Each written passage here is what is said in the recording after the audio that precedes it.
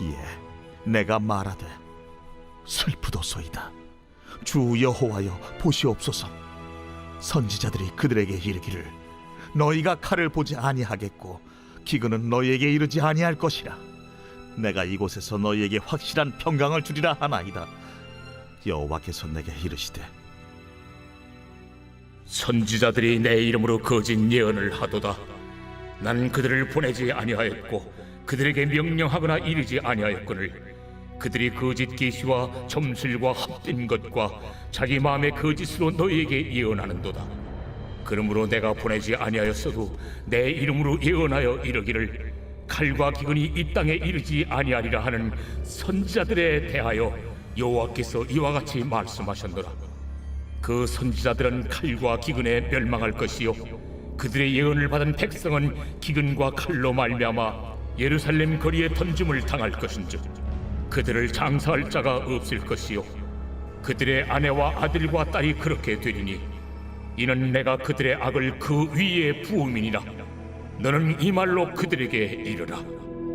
내 눈이 밤낮으로 그치지 아니하고 눈물을 흘리리니 이는 처녀 딸 내 백성이 큰 파멸 중한 상처로 말미암아 망함이라. 내가 들에 나간즉 칼에 죽은 자요 내가 성읍에 들어간즉 기근으로 병든 자며 선지자나 제사장이나 알지 못하는 땅으로 두루 다니도다. 주께서 유다를 온전히 버리시나이까? 주의 심령이 시온을 싫어하시나이까? 어찌하여 우리를 치시고 치료하지 아니하시나이까? 우리가 평강을 바라도 좋은 것이 없고 치료받기를 기다리나 두려움만 보나이다. 여호와여, 우리의 악과 우리 조상의 죄악을 인정하나이다. 우리가 주께 범죄하였나이다. 주의 이름을 위하여 우리를 미워하지 마옵소서. 주의 영광의 보좌를 욕되게 마옵소서. 주께서 우리와 세우신 언약을 기억하시고 패하지 마옵소서. 이방인의 우상 가운데 능히 비를 내리게 할 자가 있나이까? 하늘이 능히 소나기를 내릴 수 있으리이까? 우리 하나님 여호와여, 그리하는 자는 주가 아니시니까?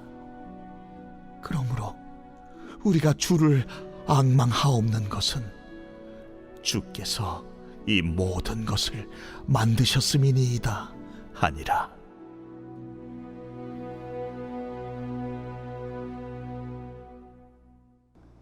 할렐루야. 오늘 아침 묵상의 말씀은 예레미야 14장 13절에서 22절 말씀입니다.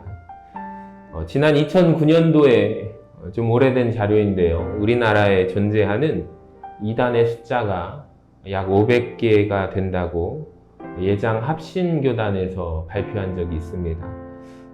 이 자료에 보면 이들 중에는 자칭 하나님이라 주장하는 자들이 20명, 메시아다, 재림주다라고 주장하는 사람들이 50명이나 된다는 내용이 포함되어 있는데요. 벌써 한참 지난 자료입니다. 아마도 오는 날은 더 많은 이단과 사이비들이 우리나라에 있을 것 같습니다.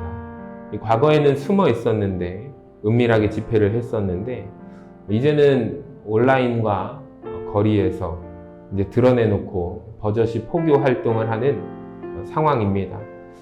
우리나라 한국교단 목회자들 중에서도 성경을 전하기보다는 기복신앙을 가르치고 있는 것이 오늘날 현실인데요. 우리 현실을 보면은 참 거짓이 득세하고 있다라고 생각이 듭니다. 마치 이 모습은 수천 년 전 멸망을 향해 가는 남유다의 상황과 별반 다를 바가 없어 보입니다. 자, 예레미야는 본문에서 반복적으로 선포합니다. 하나님의 경고를 전하고 있습니다. 자, 그럼에도 불구하고 남유다가 돌아오지 않는데요. 그 이유를 이렇게 설명합니다. 남유다 백성들의 완악함 때문이다. 동시에 이들을 완악하게 만드는 거짓 선지자들 때문이다 라고 지적하고 있습니다. 예레미야는 그럼에도 포기하지 않고 다시 한 번 더 기도합니다. 유다를 위해서 중보합니다.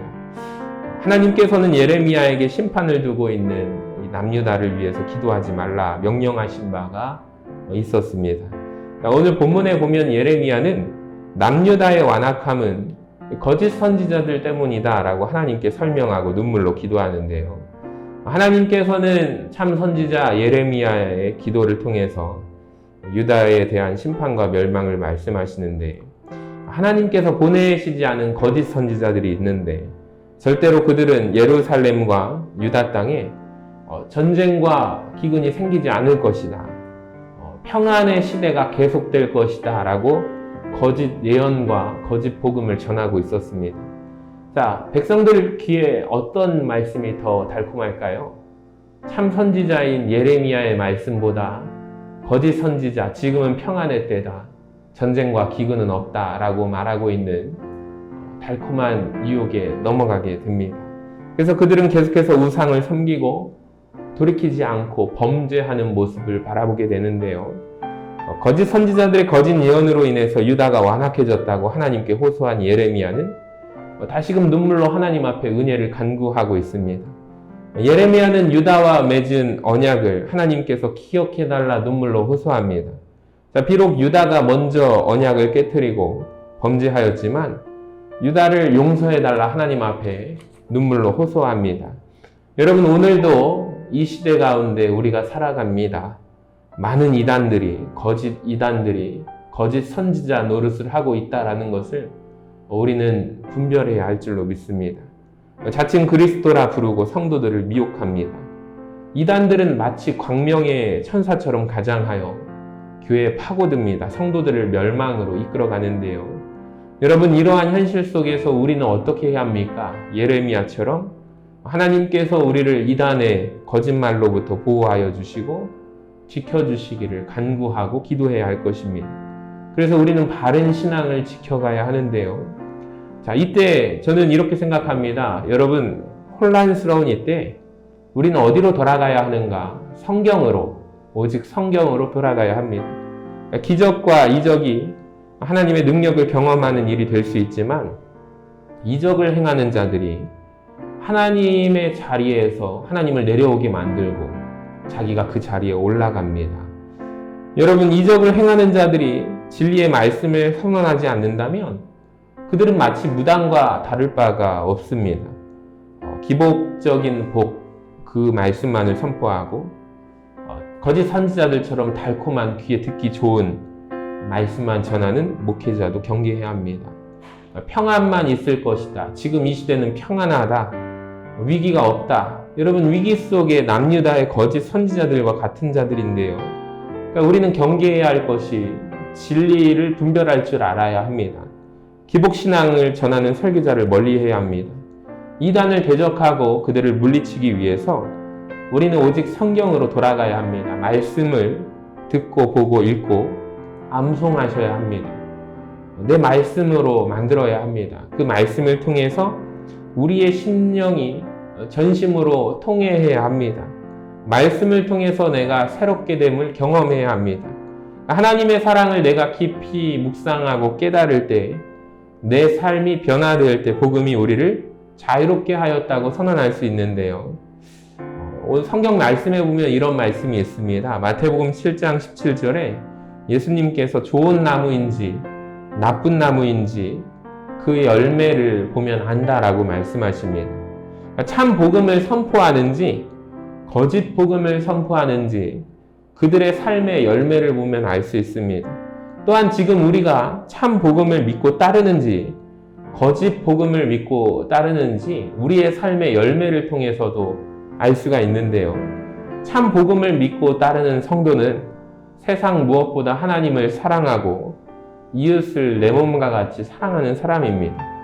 세상 속에 살아가지만 내 자신을 거룩하게 지키고 성경대로 살아가는 삶을 누리게 됩니다. 여러분, 오늘 우리의 삶이 말씀의 열매를 맺고 성령의 열매를 맺는 삶이 되시기를 간절히 소망합니다. 오직 말씀으로 성경으로 돌아가는 저와 여러분 되셔서 우리의 삶의 열매가 하나님 앞에 영광이 되기를 간절히 소망합니다.